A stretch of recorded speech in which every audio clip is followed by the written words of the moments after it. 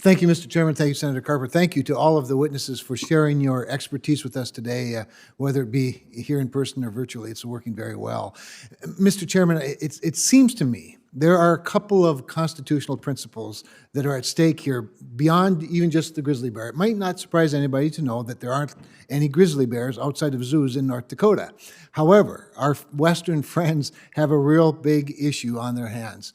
So the issue isn't just grizzly bears to me. It's not even just the Endangered Species Act, which, by the way, I think requires a review in and of itself. I happen to chair the subcommittee that has jurisdiction, and we need to look at how is it possible there could be 1,600 plants and species listed on the ESA, and only just a little more than 1% of them have been delisted. That's not a success story to me. That's a failure. Now, the greater principles in my mind are these. One is, of course, the role of cooperative federalism. That is to say, the role of the states to manage their states not in competition with, but rather in concert with, in collaboration, in cooperation with our federal friends, our partners. The second one is even greater, and that is, what exactly is the role of what I consider the superior of the three supposedly co-equal branches of government? I don't think that the three branches are co-equal. It is the legislative branch, the Congress of the United States, that passed the law that created the Endangered Species Act, as we do with many authorities. And too often, we look back and we think, there was some lazy legislating going on that turned this much power over to a bureaucracy and a judiciary that is not prepared to do it or doesn't reflect the will of the people that elected the Congress of the United States. And I think we need to restore some of that. And I think this hearing today illustrates that as well or better than any. The idea that somehow the federal bureaucracy could come up with all of these rules that seem to be more than adequate, and the oversight that seems to be more than adequate is confounding enough. But the idea that activist judges, in cooperation with friendly litigants, could come up with things like recalibration as a means of counting when the experts on the ground know better is just completely confounding. It's an abuse of power is what it is. It is an abuse of one of the other branches of government. But the bureaucracy is the bureaucracy. It is our job as the Congress of the United States to set policy, Mr. Chairman. We need to do it more prescriptively, and then to correct bad behavior by the enforcers of policy, especially over the course of decades when a lot of things change. With that, I have one question really for all three of you to take a shot at.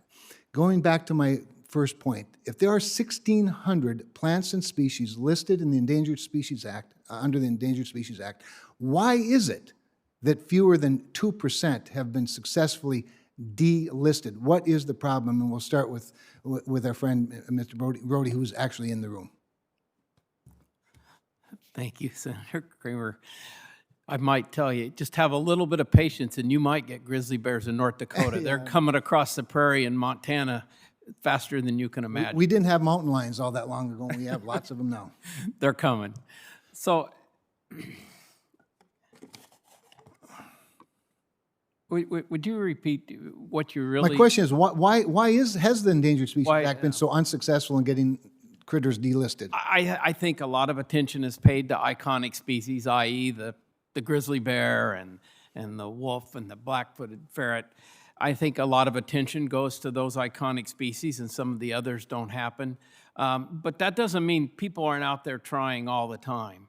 And I certainly agree with your big picture view of the whole concept of the three branches of government. It's a pet peeve of mine that the judiciary branch is making biological decisions, and that's just not right. And that's part of the equation of trying to get these delisted. There's a lot of stuff we're trying to do out there on the ground that isn't getting done because they're half paranoid about the judicial branch being litigated. Mr. Crank, do you have a different answer? Senator Cramer, I have a consistent answer. I think the answer to your question is threefold. Environmental groups can generate incredible funds by challenging any delisting decision no matter what the facts are. And Yellowstone grizzly bears are a great example. They're recovered. They should be delisted. You reward those efforts to challenge delisting decisions with the award of attorney's fees under the Endangered Species Act. That may be something you want to look at possibly changing. And secondly, thirdly, the environmental groups have the ability to essentially handpick the judge that will handle their appeal.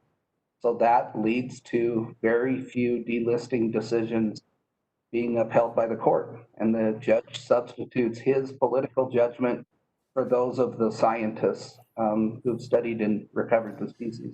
And that's wrong. Yeah, realizing I'm a little over, I'd still like to hear from Mr. Leshy if the chairman would oblige.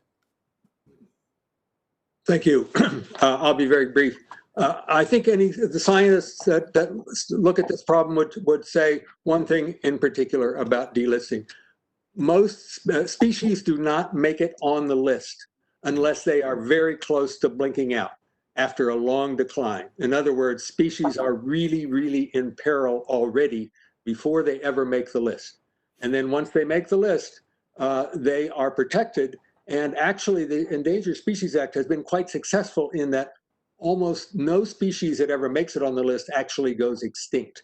But by the time they get there, they are so much in peril that it takes an enormous amount of effort. And there has been an enormous amount of effort to keep them alive, and to make them flourish to come off the list is a challenge, and it takes time. And that's the basic reason why so few species have been delisted. I thank you all, and I assure you, if we get grizzly bears in North Dakota, you'll be able to count them face to face, because they're rather easy to see on the prairies. Thank you, Mr. Chairman.